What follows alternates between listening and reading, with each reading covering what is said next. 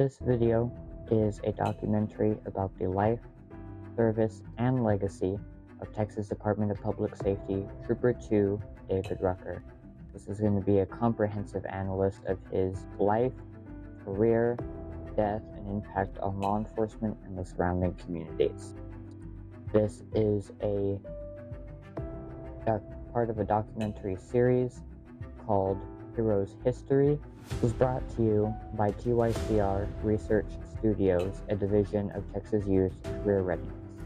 Let's get into it.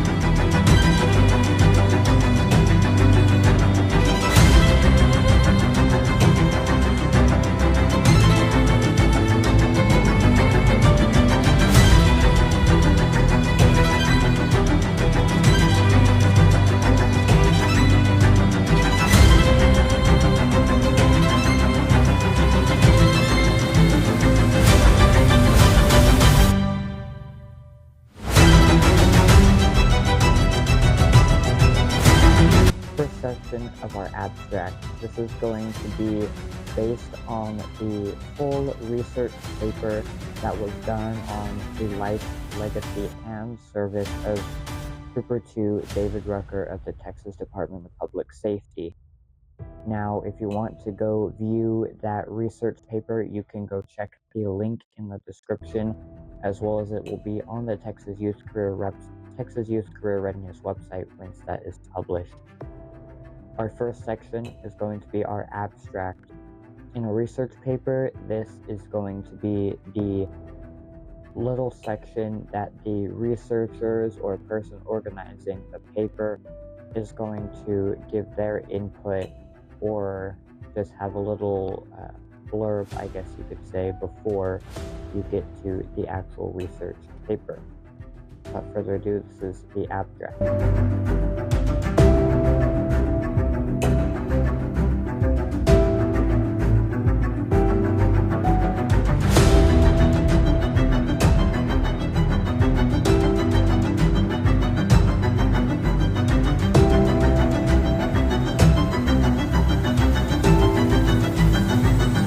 This research paper examines the life and service of Texas Department of Public Safety, DPS, Trooper 2 David Rucker, who was killed in the line of duty on September 29, 1981 in Cameron County, Texas. The paper provides a detailed chronology of Trooper Rucker's career, analyzes the circumstances surrounding his death, examines the subsequent investigation and legal proceedings, and evaluate his lasting legacy on law enforcement practices and memorialization efforts in Texas. Through primary source documents, court records, and interviews with law enforcement personnel for the primary investigation, this research illuminates not only the personal sacrifice of Trooper Rucker, but also the broader implications of violence against law enforcement officers and how communities honor fallen officers. The case of Trooper Rucker remains significant in Texas law enforcement history and continues to influence police training, officer safety protocols, and public perception of dangers faced by state troopers and other law enforcement personnel. Now, the deaths surrounding Trooper David Rucker and the case of Trooper Rucker's death was one of the largest manhunts in Texas law enforcement history, as well as the legal case reaching the Supreme Court multiple times, being bumped down and bumped back up between U.S. District Courts and U.S. Supreme Court. Now, our next section is going to be the introduction into this documentary, so let's go right into that.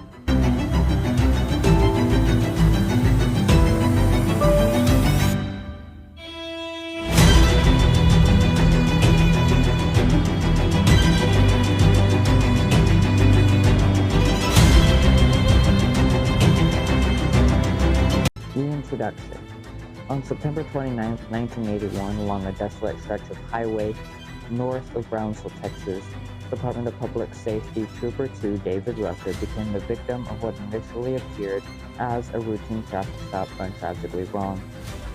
His death followed hours by the shooting of the Los Fresnos police officer Enrique Carrisalez, who was investigating the same suspect, represented one of the darkest chapters in law enforcement history. Now, you're not going to learn about this in standard history books, but if you look throughout law enforcement history, this was, yes, centered mainly in Cameron County, mainly in the deep South Texas region. However, it did affect Texas law enforcement throughout the state, and it was one of the largest manhunts in Texas law enforcement history, and it shapes officer safety protocols and many other protocols that both DPS officers and other law enforcement agencies throughout the state of Texas have to use on a daily basis in modern day policing. The dual homicide sparked a massive manhunt that culminated in the arrest of Leonel Herrera, whose subsequent conviction and death sentence would eventually lead to a landmark U.S. Supreme Court case questioning the constitutional implications of claims of actual innocence in death penalty cases. This paper, or documentary as you're watching it in this version, aims to provide a comprehensive examination of Trooper Rucker's life, his service to the state of Texas, the circumstances of his death, the investigation and persecution that followed, and his enduring legacy in the form of memorials, namesake facilities, and institutional memories within Texas law enforcement. By accounts and interviews with those who knew him, this paper seeks to preserve and honor the memory of Trooper Rucker while contextualizing his sacrifice within the broader framework of law enforcement history within the state of Texas.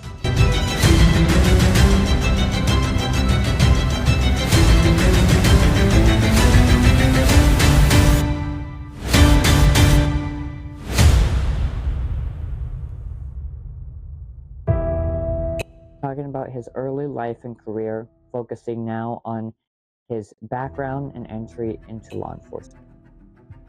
David Rucker was born and raised in Texas. He developed a strong sense of duty and commitment to public service from an early age. Though limited public records exist about his early personal life, interviews with colleagues that have been published, family members that have been published, he was said to have been a man that was dedicated to his community and driven by the desire to protect and serve. Rucker joined the Texas Department of Public Safety in early 1970s, beginning what his colleagues described as a promising career in law enforcement. His personal records indicate consistent commendations for professionalism, attention to detail, and dedication to duty.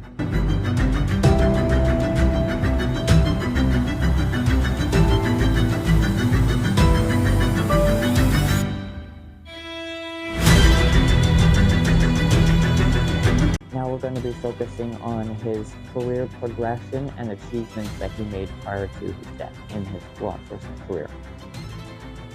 In 1973, Rucker was appointed as patrolman within the Texas Department of Public Safety Highway Patrol Division, marking the beginning of his formal law enforcement career. His aptitude and dedication were quickly recognized, and he was promoted to patrolman 2 the same year, an unusually rapid advancement that spoke to his capabilities and commitment. At the time of his death, Trooper Rucker was assigned to Region 3 in Port Isabel, Texas, where he patrolled the highways of the Rio Grande Valley in Cameron County. This area, known for its proximity to the Mexican border, presented unique challenges for law enforcement, including drug trafficking, human smuggling, and other cross-border criminal activities. One thing I do want to mention is that before his death, Trooper Rucker did apply for the Texas Rangers, one requirement of the Texas Rangers being that you have to be at the Trooper 2 rank. so he did apply after getting that Trooper 2 rank. Now, at the time of his death, he had not yet been formally awarded the title or the position as a Texas Ranger. However, he had unofficially been accepted into that division. Himself and his family had just not been made aware of that. So, for all intents and purposes, Trooper Rucker was a Texas Ranger at the time of his death.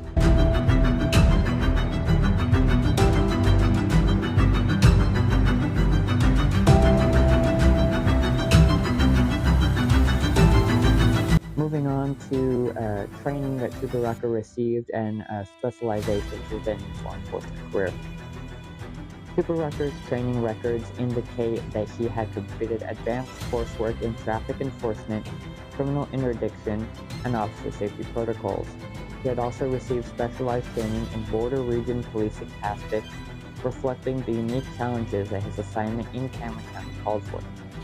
Former colleagues recall that Trooper Rucker took particular interest in mentoring newer officers, often volunteering to partner with recent academy graduates to help them develop proper field techniques and safety awareness. This informal role as a field training officer, though not an official designation, demonstrated his commitment to the future of the department and the safety of his fellow officers. Now, the reason why he was in an unofficial role of a field training officer is that at this time, the Texas Department of Public Safety had not yet implemented a formal training division or a formal field officer training program. Therefore, all newer graduates were partnered with a experienced mentor. However, the mentors were not classified as a field training officer, and it was not said, hey, this trooper is going through the field training program. It was sort of a unofficial field training program.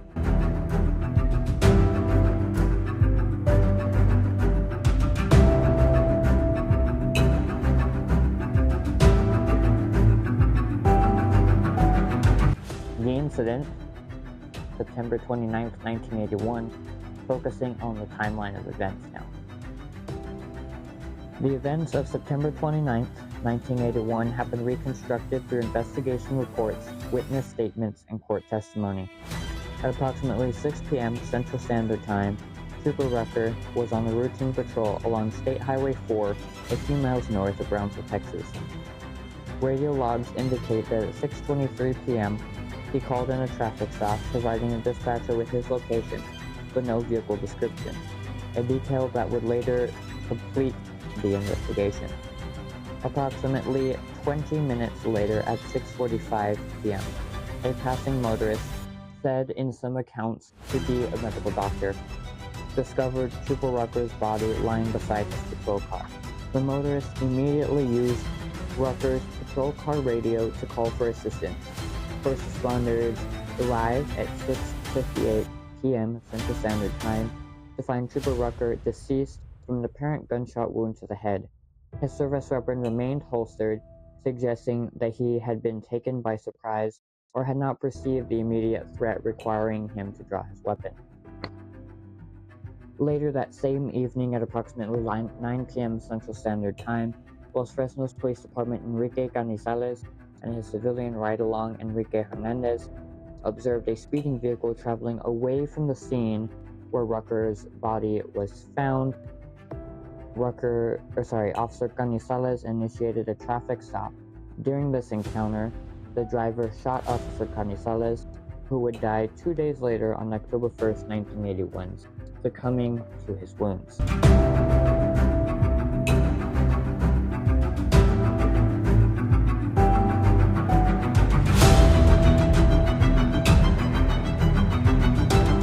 Now we're going to focus on the crime scene analyst. The forensic investigation of Rucker's murder scene revealed several crucial details that would be crucial not only in the investigation of his murder, but in the legal proceedings of the prosecution of Leonel Herrera for both the murder of Rucker and Officer Carrisalez of the Los Fresnos Police Department. Based on blood splatter analysts and the position of Rucker's body, investigators determined that he had been standing at the driver's side window of the suspect's vehicle when he was shot at close range. A single bullet entered the head at an upward angle, suggesting that he was leaning down to speak with the vehicle's occupant. Ballistic testing later confirmed that the same weapon used in both Rucker and Carrisalez shootings was a .45 caliber handgun. Shell casings were recovered at both scenes that matched, providing a crucial link between the two incidents. The impressions at the Rucker scene were partially preserved, though heavy traffic had compromised much of the evidence before investigators could properly document it. Nevertheless, what remains consistent with the vehicle type later identified by Hernandez during the Carrisalez shooting.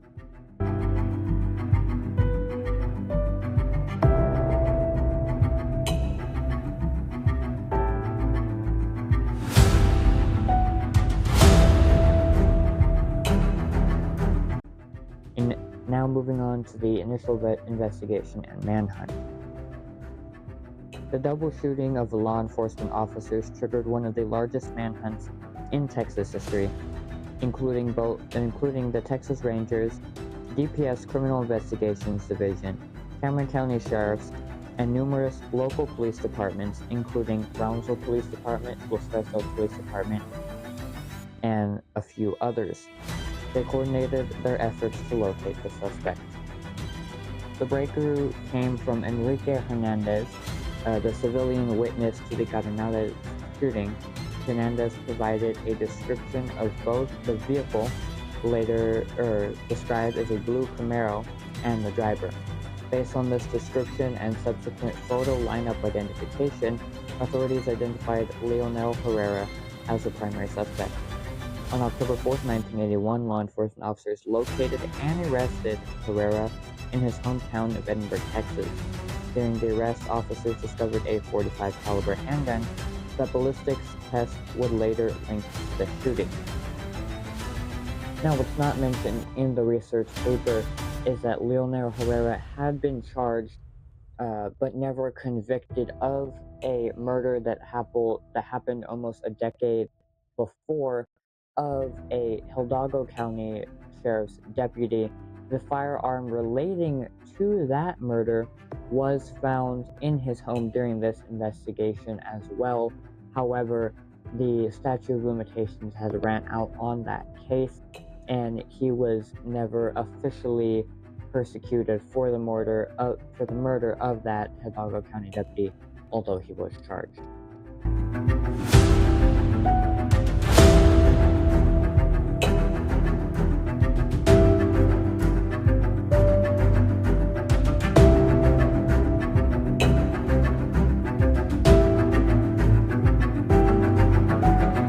Now focusing on the criminal case, specifically the prosecution and trial. Leonel Herrera was charged with 2 counts of capital murder of a peace officer for the deaths of Trooper Rucker as well as Officer Carrisalez. The prosecution's case relied heavily on eyewitness testimony of Enrique Hernandez, who identified Herrera as the shooter in the Carrisalez incident. Additionally, the ballistic evidence linking the weapon found in Herrera's possession to both shootings formed a cornerstone of the state's case. The trial began in July of 1982 in the 197th District Court of Cameron County. Prosecutors portrayed Herrera as a drug trafficker who killed the officers to avoid arrest for narcotics offenses. Defense attorneys challenged the reliability of the eyewitness identification and suggested that the evidence had been mishandled or manipulated. After a 2-week trial, the jury deliberated for less than 4 hours before returning a guilty verdict on both counts of capital murder of a peace officer. In the punishment phase, the jury answered affirmatively to the special issues required under Texas law for the death penalty, and Herrera was sentenced to death.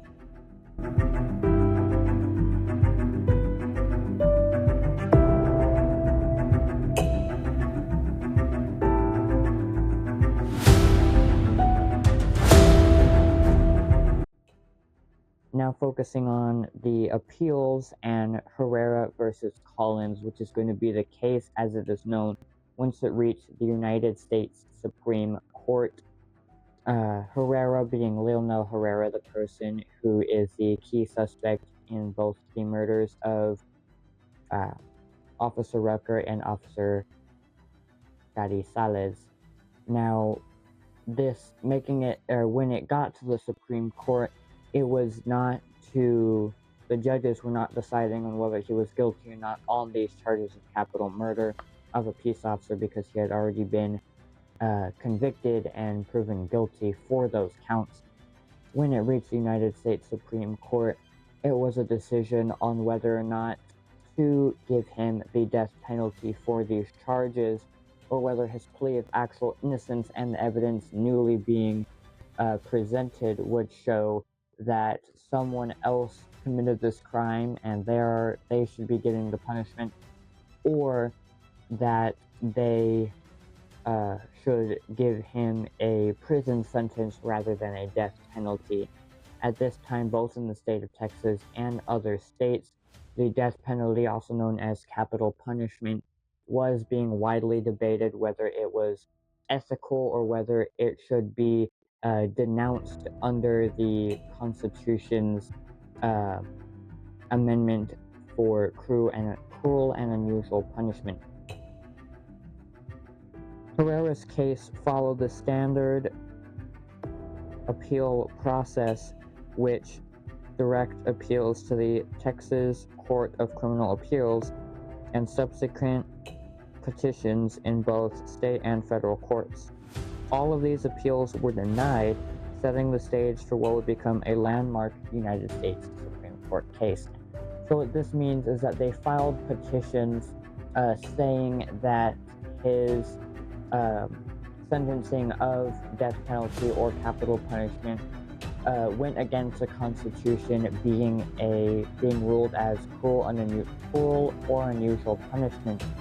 All of these were denied in the Texas Court of Criminal Appeals, and the Herrera legal team, had the option to challenge the ruling of this Texas court, and that would take it up to a U.S. Court of Appeals, and then after that up to the U.S. Supreme Court.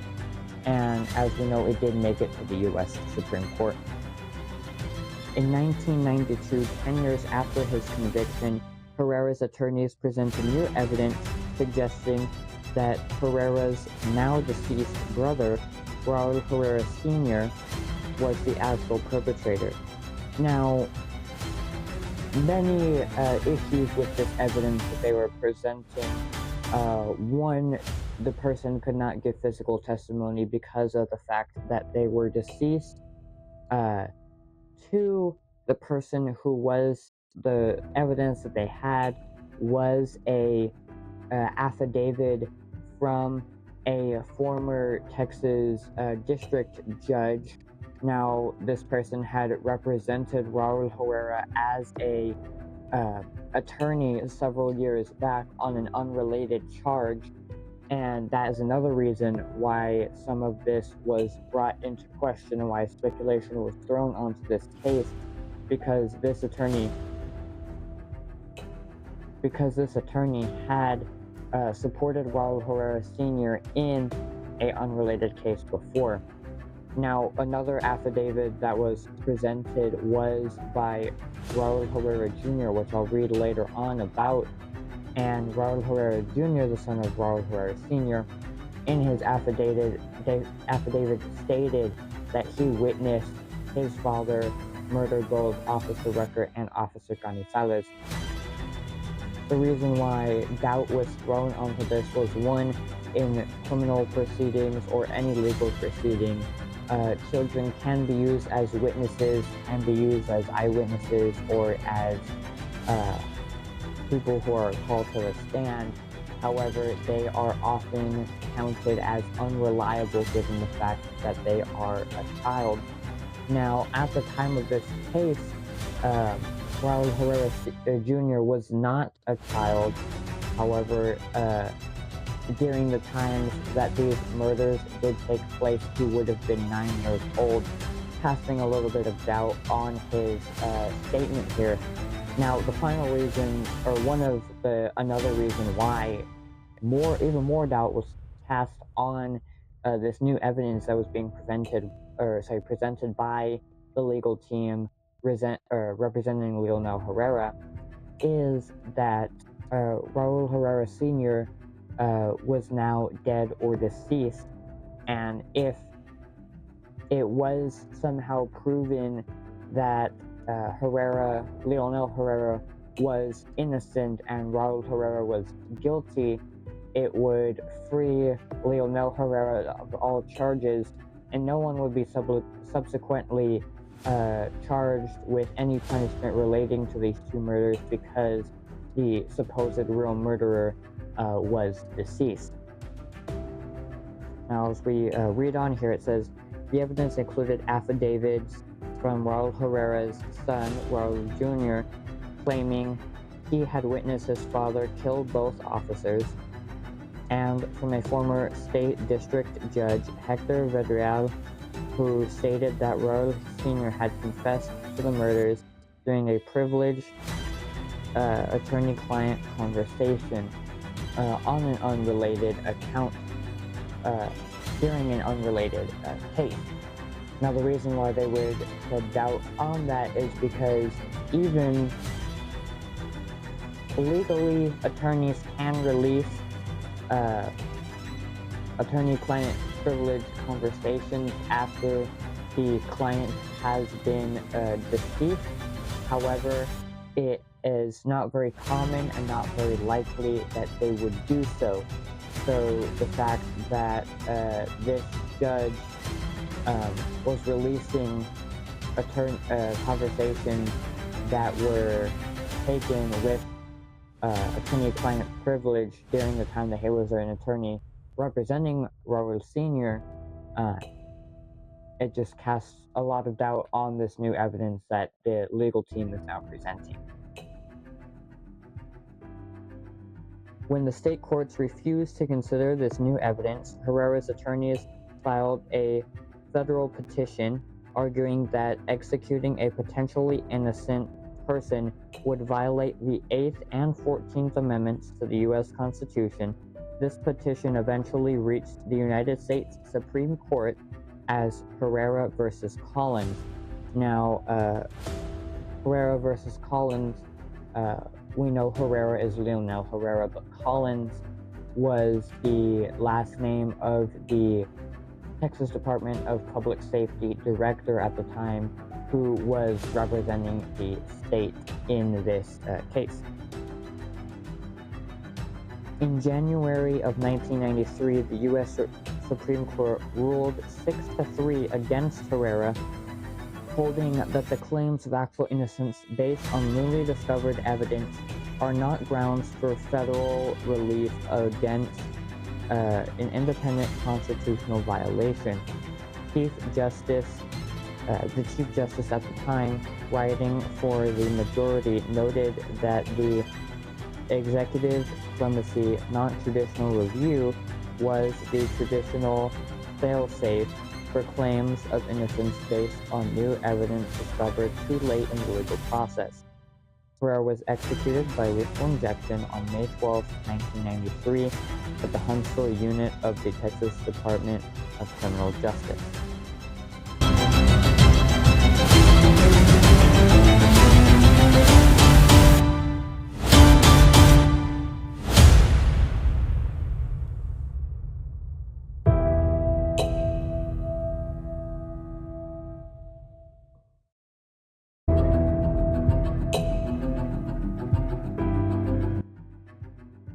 Moving on to the continued controversy on this case, both on its legal proceedings and validity. The Herrera case continues to generate debate among legal scholars with some arguing that the U.S. Supreme Court effectively held that the Constitution does not prohibit the execution of an innocent person so long as proper procedures were followed in the conviction. Others maintain that the court merely ruled on a narrow question of whether federal relief was the proper vehicle for such claims. The controversy surrounding Herrera's guilt or innocence remains unresolved. Some law enforcement officials remain convinced of his guilt, pointing to the eyewitness identifications and ballistic evidence. Others find post-conviction affidavits compelling, particularly given Raul Herrera Sr. was deceased by the time that the statements emerged, removing any potential motivation.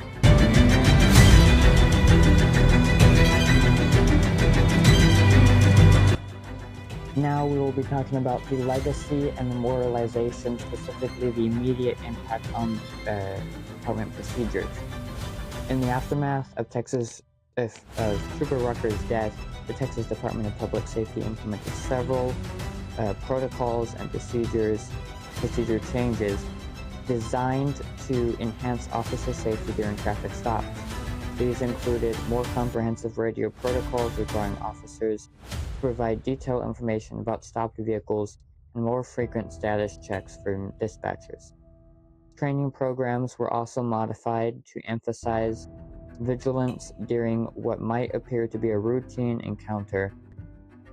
The circumstances of Rucker's death, shot without apparent warning while approaching a vehicle, became a case study in academy training, highlighting the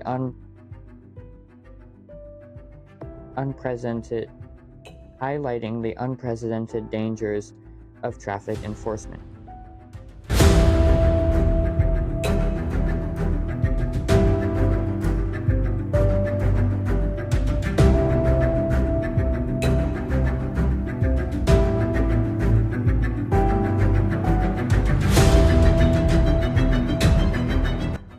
Now talking a little about memorials and commendations that he received. In 1997, a memorial was placed near Highway 4 at the site of Trooper Rucker's death along State Highway 4, serving as a permanent reminder of his sacrifice. Additionally, a street in Asa Blanca was renamed in his honor, ensuring that local residents would remember his service to their community. In 2012, Texas Department of Public Safety commissioned a new Border Patrol boat, part of their tactical marine unit that they started in 2012. Named after Trooper Rucker, this vessel was part of the Department's tactical marine unit and now patrols the Rio Grande River as well as the Gulf Coast, continuing Rucker's mission of protecting Texas borders. Brownsville is home to a detention center named after both Trooper Rucker and Officer Carrisalez, commemorating the two officers who lost their lives in the line of duty that fateful day in 1981. The Rucker Carrisalez Detention Center serves as a daily reminder to law enforcement personnel of the risks they face and the ultimate sacrifice made by those two officers. Most recently, in 2025, the Texas legislature approved the designation of a memorial highway in Trooper Rucker's name. The dedication ceremony brought together current and retired DPS officers, members of Rucker's family, and community leaders to honor his memory and service. If I'm not mistaken, this is along Highway 100 in Brownsville, Texas. This section of highway was named the Trooper David Rucker Memorial Highway, if I'm not mistaken.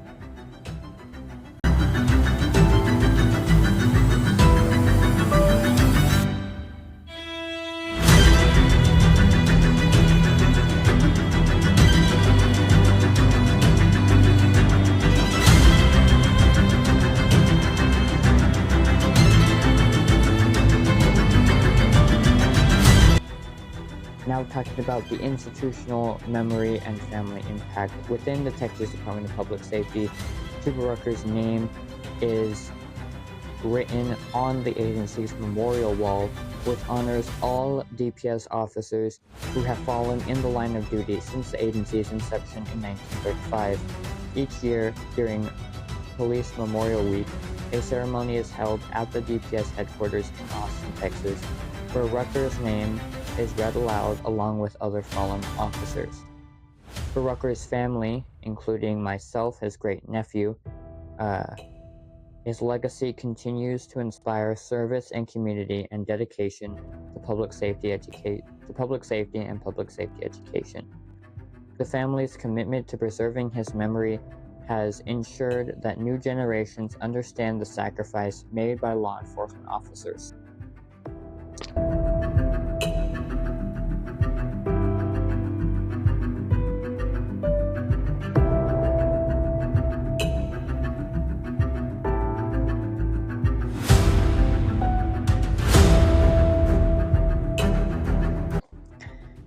An analyst of the case, as well as broader implications, focusing on the violence against law enforcement. Trooper Rucker's death occurred during a period of increasing violence against law enforcement officers nationwide. In the early 1980s, saw a spike in officer fatalities, particularly in border regions where drug trafficking became increasingly prevalent and violent. Statistical analysis of officers' deaths during this time period reveals that traffic stops, like the one that claimed Rucker's life, represented one of the most dangerous routine activities for law enforcement personnel.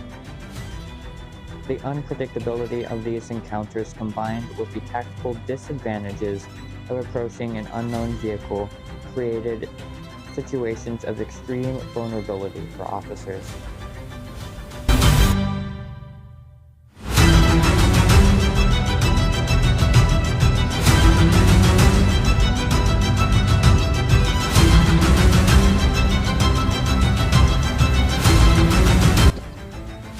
Now talking about the impact on border region policing.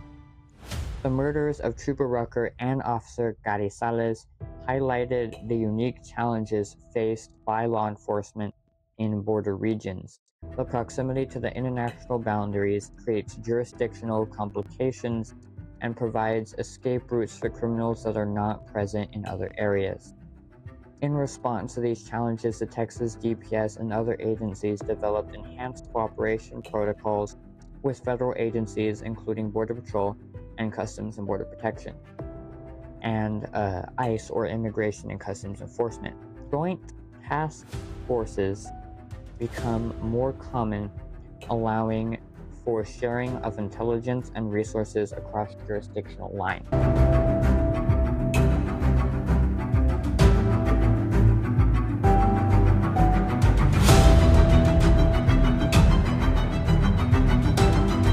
Now talking about the legal proceedings in criminal justice. The Herrera versus Collins case that emerged from Trooper Rucker's murder established a significant legal precedent regarding the claims of actual innocence in the death penalty cases. The Supreme Court's ruling effectively limited the avenues through which convicted defendants could present new evidence of innocence after their direct appeals have been exhausted. This precedent had influenced subsequent cases of legislative efforts, which some states implementing actual innocence statutes that provide mechanisms for courts to consider new evidence even after traditional appeals have been completed. Texas itself enacted such a law in 2015, allowing post-conviction DNA testing in certain circumstances.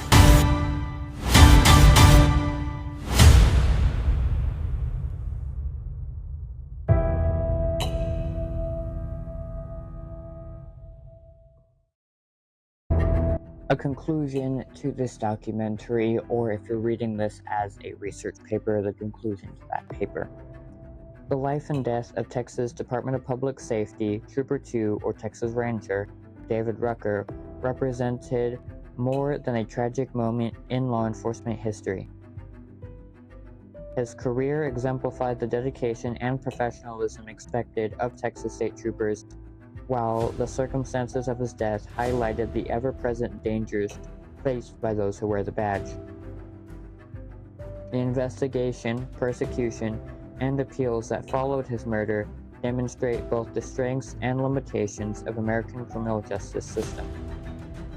While the system worked efficiently to identify and convict the suspect, questions about the accuracy of that conviction continue to raise important legal and ethical considerations about fatalities versus factual certainty in criminal proceedings.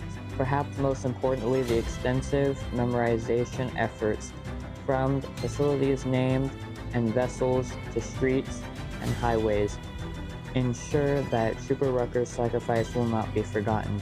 These tangible reminders serve not only to honor his memory, but also to educate future generations about the cost of maintaining public safety and the debt owed to those who give their lives in that service.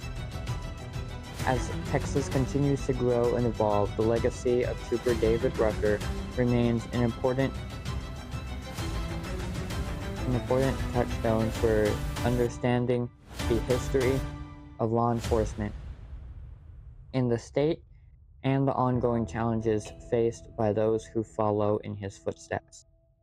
His story reminds us that behind every officer's badge is a human being willing to make the ultimate sacrifices in service to their community. A lesson as relevant today as it was on that September evening in 1981. If you would like to view the references and the documents and other resources I used to develop this documentary and research paper, you can go check out the research paper. The link will be in the description, as well as you can find it on our Texas Youth Career Readiness website if you go to the research division section.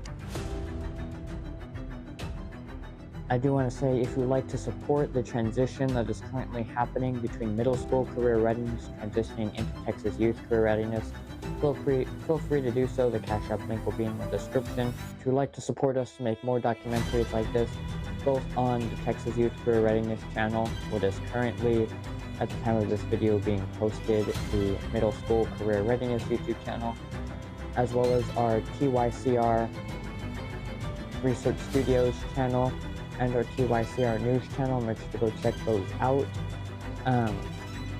Then you can also do so. Again, the Cash App link will be in the description. We accept all donations, no matter how big or how small they are. Currently, all funding is going to be going towards uniforms for this transition. And then after that, our funding is going to be going into enhanced equipment, maybe film some in-person documentaries related to public safety departments and buildings or vessels. Now, this case, the ultimate sacrifice that Trooper Rucker gave, is an important one to realize when you're considering a career in law enforcement. When you take that oath, when you put on that badge, you are signing up for that cost. I do want to remind everyone of that who is